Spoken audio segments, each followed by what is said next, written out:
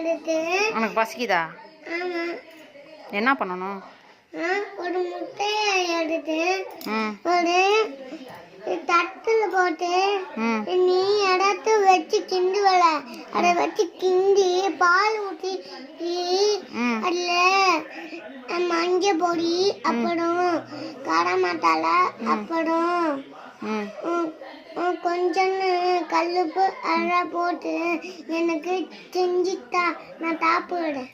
Omelette போடணுமா இல்லைன்னா வடச்சட்டில் போட்டு கிண்டி தரவா? வடச்சட்டியில் போட்டு நல்லா கிண்டி தரவா. தக்காளி வெங்காயம் போட வேண்டாமா? ஏன்? பிடிக்காது. முட்டையில் எதுக்கு பால் ஊற்றணும்? போடுமா. முட்டையில் எதுக்கு பால்? முட்டையில் பால் ஊற்றினால ருச்சியாக இருக்கும்.